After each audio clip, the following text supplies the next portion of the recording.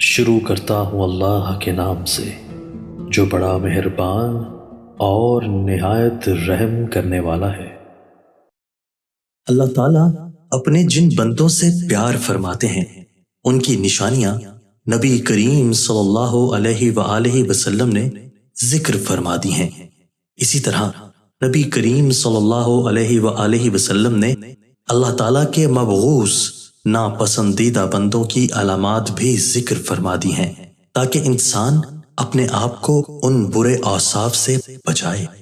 حضرت ابو ذر غفاری رضی اللہ تعالیٰ عنہ سے روایت ہے کہ نبی کریم صلی اللہ علیہ وآلہ وسلم نے فرمایا، 3 طرح کے لوگوں سے اللہ تعالیٰ محبت جبکہ باقی 3 طرح کے لوگوں سے اللہ تعالیٰ نفرت فرماتے ہیں۔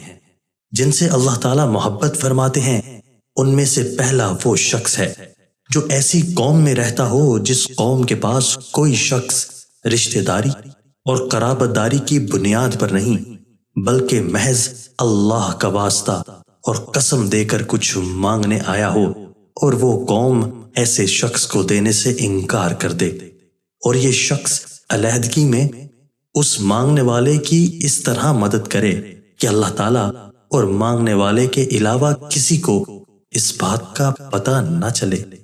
دوسرا وہ شخص جو کسی ایسے قافلے میں شریک سفر ہو کہ وہ قافلے والے سفر کی تھکاوٹ کی وجہ سے رات کو سو جائیں، اور یہ شخص اللہ کی طرف متوجہ ہو کر آہوزاری اور کلام اللہ کی تلاوت میں مشغول ہو جائے۔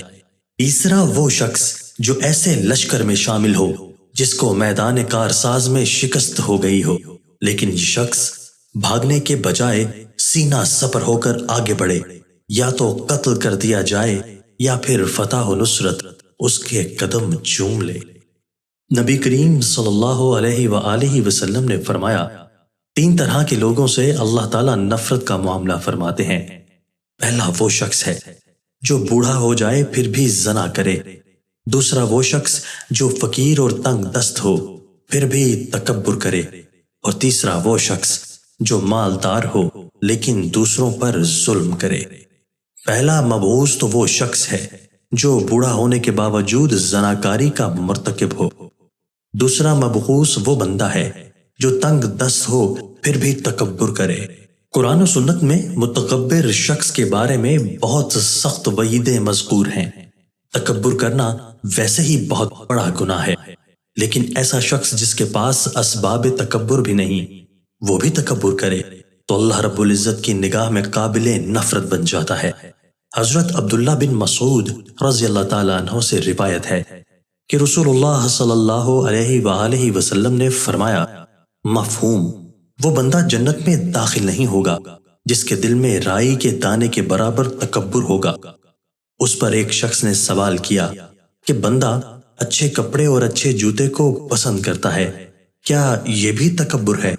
آپ صلی اللہ علیہ وآلہ وسلم نے جواب دیا کہ نہیں، اللہ جمیل ہیں اور حسن و جمال کو پسند فرماتے ہیں۔ تکبر یہ ہے کہ بندہ حق بات کو قبول نہ کرے اور لوگوں کو ذلیل سمجھے۔ صحیح مسلم۔ رسول اللہ صلی اللہ علیہ وآلہ وسلم نے تکبر کا علاج یہ بتلایا ہے کہ بندہ سلام کرنے میں پہل کرے۔ تیسرا مبغوث بندہ وہ ہے جسے اللہ نے مال دیا ہو اور وہ ظلم کرے۔ جو بندہ مالدار ہونے کے باوجود ظلم کرتا ہے وہ اللہ کے ہاں قابل نفرت ہے، کیونکہ مال کا مل جانا محض اللہ کی عطا سے ہے۔ اس کی وجہ سے اور اس کے ہوتے ہوئے کسی پر ظلم کرنا پرلے درجے کی حماقت ہے۔ محدثین کرام رحمت اللہ علیہ نے الغنی الظلوم کی تشریح میں یہ بھی فرمایا ہے کہ اس سے مراد وہ شخص ہے جو دولت مند ہونے کے باوجود بھی قرض خواہوں کو قرض کی ادائیگی نہ کرے، یہ بھی ظلم ہے۔ اللہ کریم ہمیں اپنے محبوب بندوں میں شامل فرمائے اور مبغوض ہونے سے بچائے، آمین۔ دوستو، اللہ تعالیٰ ہمیں ان احادیث مبارکہ پر عمل کرنے اور اپنی زندگیوں کو سنوارنے کی توفیق عطا فرمائے۔